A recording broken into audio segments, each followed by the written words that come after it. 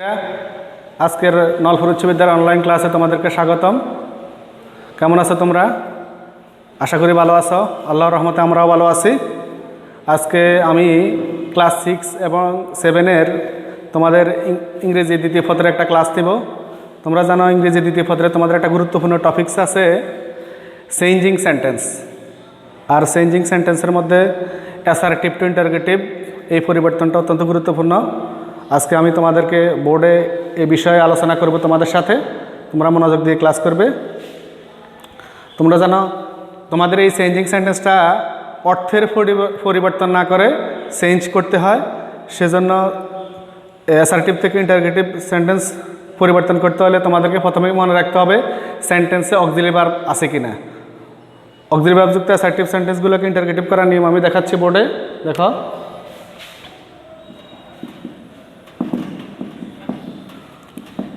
he is absent from the meeting। তাহলে এই সেন্টেন্সটাকে যদি আমরা ইন্টারগেটিভ সেন্টেন্সে পরিবর্তন করি তাহলে আমাদেরকে মনে রাখতে হবে এই সেন্টেন্সে প্রথমেই দেখতে হবে অক্সিলারি ভার্ব আছে কিনা। এই সেন্টেন্সে তাহলে কি অক্সিলারি ভার্ব আছে ইজ। যেহেতু আমরা অর্থের পরিবর্তন করব না, সেই হিসাবে এটাকে ইন্টারগেটিভ করতে হলে আমরা প্রথমে অক্সিলারি ভার্বটাকে শুরুতে নিয়ে আসবো এবং তার সাথে নট বসাতে হবে। এরপরে সাবজেক্ট সহ বাকি অংশ লিখে শেষে প্রশ্নবোধক চিহ্ন। Absent from the meeting. আমি আরেকটা সেন্টেন্স পরিবর্তন করি, তোমরা দেখো। হি ইজ এ গুড বয়। এখন আমরা যদি এই সেন্টেন্সটাকেও ইন্টারগেটিভ সেন্টেন্স করি তাহলে আমাদেরকে মনে রাখতে হবে এই সেন্টেন্স অক্সিলারি ভার্ব আছে কিনা। দেখো, তাহলে এই সেন্টেন্স অক্সিলারি ভার্ব হচ্ছে ইজ। তাহলে আমরা এটাকে অক্সিলারি ভার্বটাকে শুরুতে নিয়ে আসবো। আর অ্যাফার্মেটিভ হলে নেগেটিভ, নেগেটিভ হলে অ্যাফার্মেটিভ। তাহলে সেন্টেন্স একটা অ্যাফার্মেটিভ আছে, তাহলে এটাকে আমরা নেগেটিভ করতে হলে নট। এরপরে subject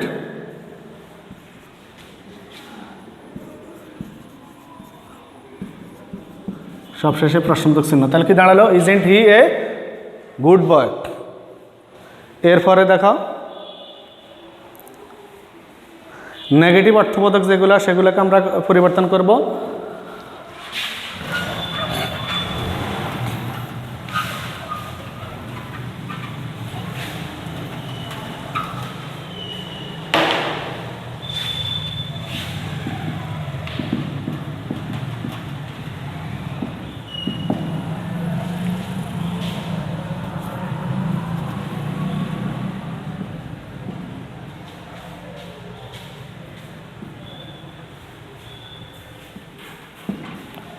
you do not know me well. এই অ্যাসার্টিভ সেন্টেন্সটাকে যদি আমরা ইন্টারগেটিভ সেন্টেন্সে পরিবর্তন করি তাহলে এই সেন্টেন্সে কী আছে? এই সেন্টেন্সে একটা অক্সিলারি ভার্ব আছে ডু, আর সাথে নট আছে। তাহলে আমরা এটাকে অ্যাফার্মেটিভ করব, সাথে ইন্টারগেটিভ করব। ইন্টারগেটিভ করতে হলে প্রথম অক্সিলারি ভার্ব যেটা আছে ডু, এটাকে শুরুতে নিয়ে আসতে হবে। এরপরে নট বাদ হয়ে যাবে। এরপর ডু ইউ নো মি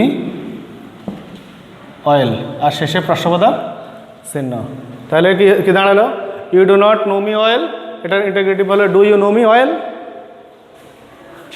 ফর্মে আরেকটা সেন্টেন্স পরিবর্তন করে দেখো।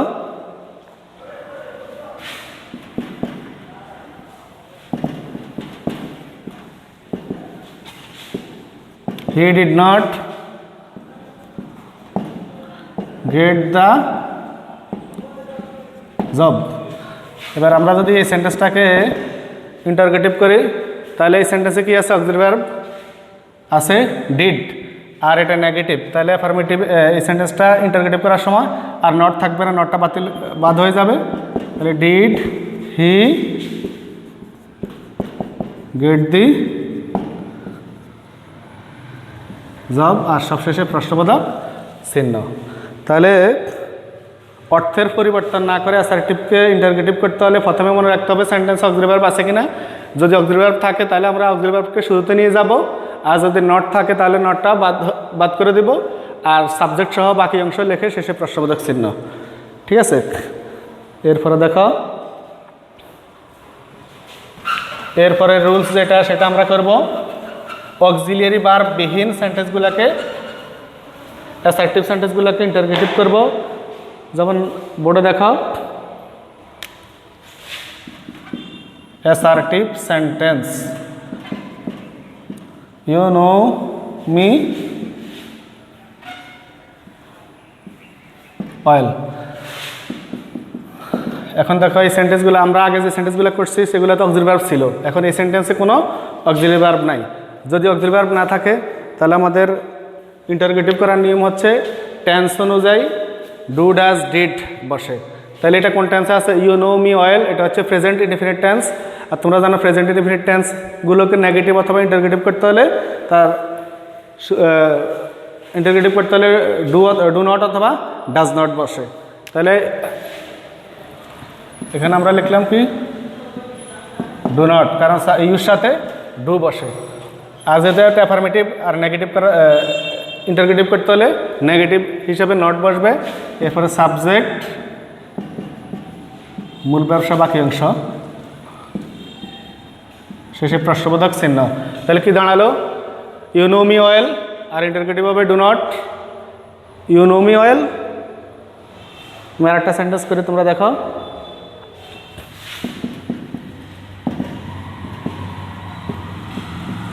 the boy plays football. এখন এটাকে যদি আমরা ইন্টারগেটিভ করি তাহলে এই সেন্টেন্সে কোনো অক্সিলারি ভার্ব আসেনি, কোনো অক্সিলারি ভার্ব নাই। যেহেতু অক্সিলারি ভার্ব নেই তাহলে আমাদেরকে টেন্স অনুযায়ী ডু নট, ডাজ নট অথবা ডিড নট বসাতে হবে শুরুতে। তাহলে এখানে কি আছে? মূল ভার্ব আছে কি প্লেস। প্লেস ভার্বের প্রেজেন্ট ফর্ম, প্লে ভার্বের প্রেজেন্ট ফর্ম, আর প্রেজেন্ট ফর্ম হলে ডু নট অথবা ডাজ নট। আর সাবজেক্ট হচ্ছে কি দ্য বয়। তাহলে সাবজেক্ট যদি থার্ড পারসন সিঙ্গুলার নাম্বার হয় তাহলে আমরা জানি ইন্টারগেটিভ বা নেগেটিভ করতে হলে ডাজ বসে। আর যেহেতু অ্যাফার্মেটিভ সেন্টেন্স এটা, তাহলে নেগেটিভ করতে হলে ডাজেন্ট। এরপরে subject doesn't the boy play football, শেষে প্রশ্নবোধক চিহ্ন। এখন তোমাদের হয়তো মনে প্রশ্ন আসতে পারে এখানে প্লের সাথে এস ছিল প্লেস, তাহলে এখানে কেন প্লেস হয় না প্লে হয়েছে? ওই আমাদের এখানে ডু এর সাথে ইএস যোগ হয়ে গেছে, subject third person singular number. এই সাবজেক্টটা থার্ড পারসন সিঙ্গুলার নাম্বারের কারণে এখানে ডুর সাথে ইএস যোগ হয়েছে, এই কারণে আমাদের মূল ভার্বের সাথে আর এস বাই এস যোগ করার প্রয়োজন হয় নাই। এরপরে আরেকটা দেখো,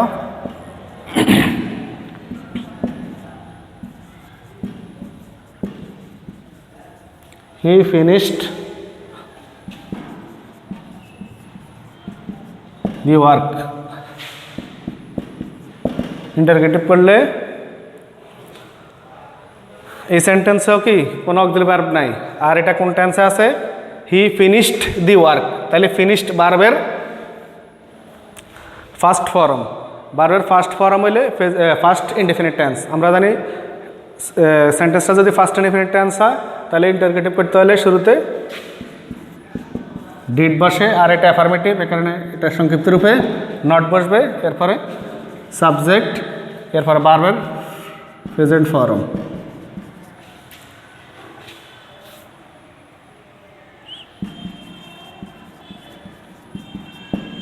তাহলে কি দাঁড়ালো? শেষে প্রশ্নবোধক চিহ্ন। তাহলে হি ফিনিশড দি ওয়ার্ক, আর এটার ইন্টারগেটিভ হচ্ছে didn't he finish the work. তাহলে তোমাদের প্রশ্ন আসতে পারে এখানে ফিনিশড ছিল, এখানে ফিনিশ হয় নাই কেন? কারণ এটা ফার্স্ট ইনডিফিনিট টেন্স। তাহলে এখানে হয় নাই কেন? আমরা ইন্টারগেটিভ করার জন্য সেন্টেন্সের শুরুতে ডিড নিয়ে আসছি, আর ডিডটা মডেল অক্সিলারির কাজ করার কারণে তোমরা জানো মডেল অক্সিলারির পরে ভার্বের সবসময় প্রেজেন্ট ফর্ম বসে, কারণ আমরা ফিনিশের প্রেজেন্ট ফর্ম ফিনিশ লিখছি। এরপরে দেখো,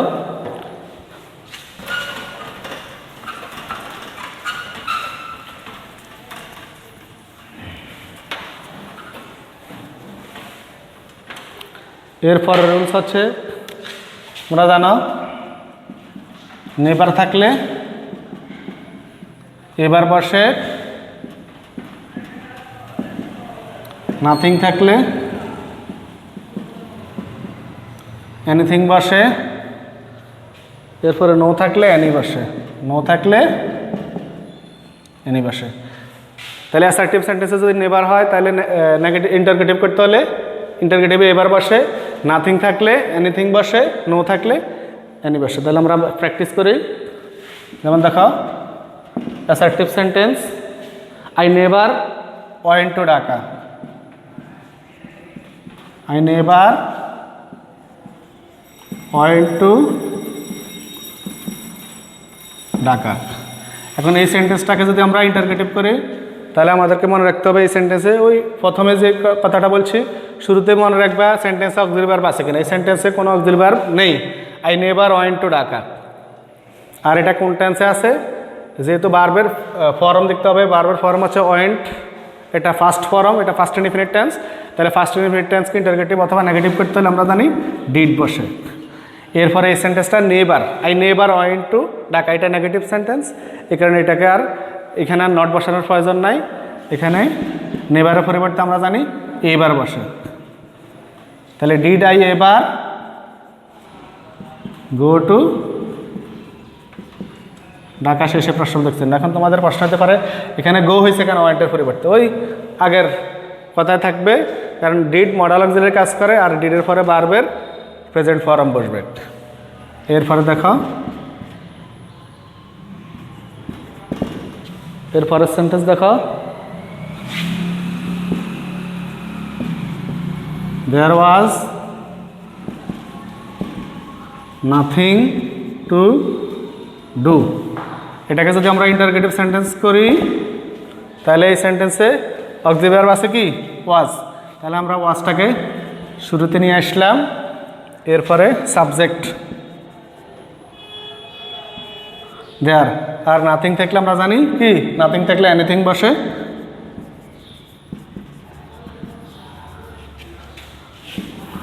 ওয়াজ দেয়ার এনিথিং টু ডু, শেষে প্রশ্নবোধক চিহ্ন।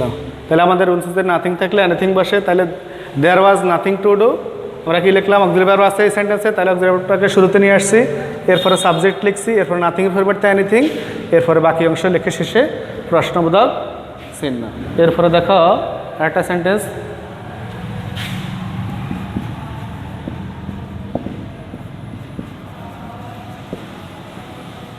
there was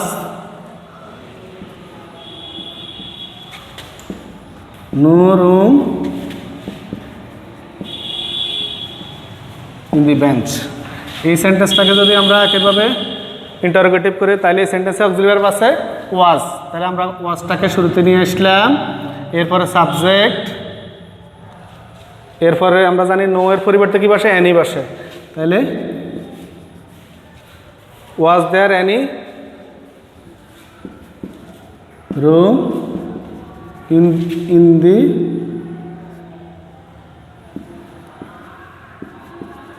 bench, শেষে প্রশ্নবোধক চিহ্ন।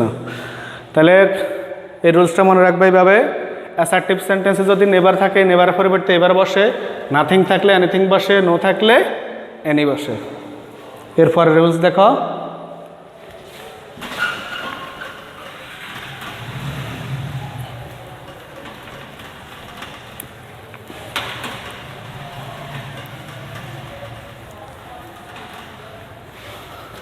এরপরে রুলস হচ্ছে অ্যাসার্টিভ সেন্টেন্সে এভরিবডি, এভরিওয়ান, অল, কি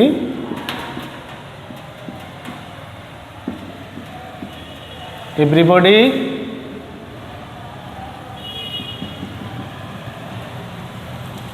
এভরিওয়ান অথবা অল যদি থাকে তাহলে কি হবে, হু ডাজ নট বসে। তাহলে আমরা সেন্টেন্সের উদাহরণে যাই।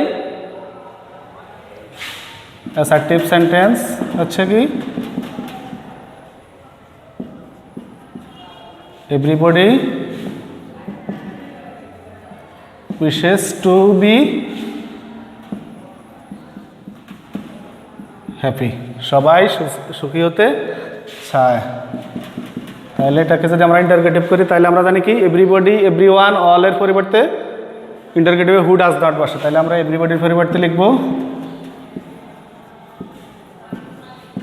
হু ডাজ নট, আর উইশেসের পরিবর্তে উইশ, কারণ ইয়েসটা এখানে ইয়েস হিসেবে চলে আসছে, who does not wish to be sorry এখানে হবে উইশ টু বি হ্যাপি। তাহলে who does not wish to be happy. এরপর আরেকটা উদাহরণ দেখো, everyone loves flower.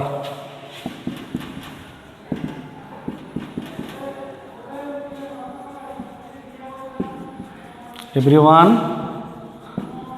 Loves flower. এটাকে যদি আমরা ইন্টারগেটিভ করি তাহলে এভরিওয়ানের পরিবর্তে আমরা জানি কি বসে, who does not.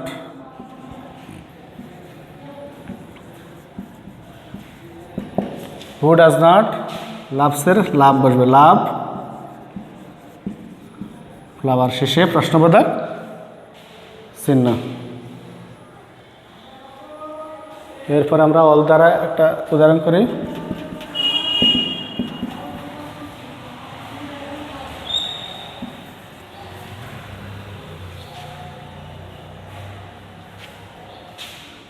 All must die.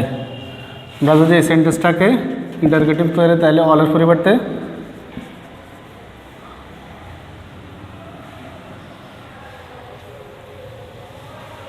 হু, আর এখানে যেহেতু অক্সিলারি ভার্ব আছে তাহলে ডাজ নটের দরকার নাই।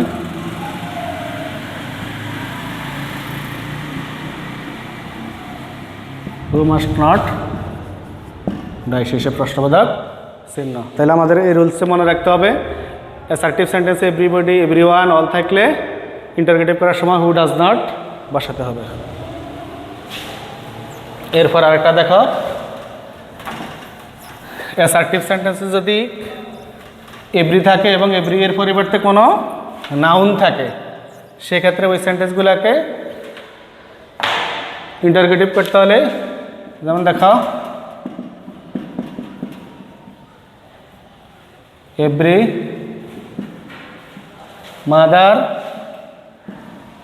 Loves her child. তাহলে এটাকে যদি আমরা ইন্টারগেটিভ করে দেখাও, এভরির পরিবর্তে পরে কি আছে, মাদার আছে। তাহলে এভরির পরে যদি কোনো নাউন থাকে সেক্ষেত্রে ইন্টারগেটিভ করতে হলে প্রথমে ইজ দেয়ার অ্যানি বসে, ইজ দেয়ার অ্যানি, এরপরে ওই আগের মতো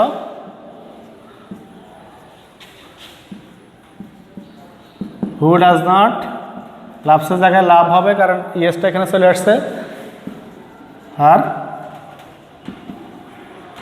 চাইল্ড, শেষে প্রশ্নবোধক চিহ্ন। তাহলে মনে রাখবে এভরির পরে যদি কোনো নাউন থাকে সেক্ষেত্রে এই সেন্টেন্সগুলোকে ইন্টারগেটিভ করতে হলে প্রথমে লিখতে হবে ইজ দেয়ার অ্যানি। নাউন থাকলে ইজ দেয়ার অ্যানি বসে, এরপরে বাকি এভরির রুলস হু ডাজ নট, আর বাকি অংশ বসে শেষে প্রশ্নবোধক চিহ্ন বসে। এরপরে রুলস দেখো,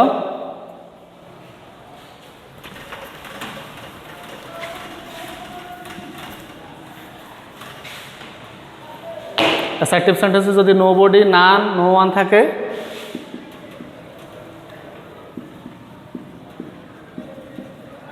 নোবডি, নান অথবা নো ওয়ান থাকে, সেক্ষেত্রে ইন্টারগেটিভ করার সময় হু বসে। যেমন দেখো, উদাহরণ হচ্ছে কি, nobody believes a liar. Nobody believes a liar. কোনো ব্যক্তি একজন মিথ্যাবাদীকে বিশ্বাস করে না। এটাকে যদি আমরা ইন্টারগেটিভ করি তাহলে নোবডির পরিবর্তে হু বসে, আর এটা যেহেতু নেগেটিভ আছে তাহলে অ্যাফার্মেটিভ হবে হু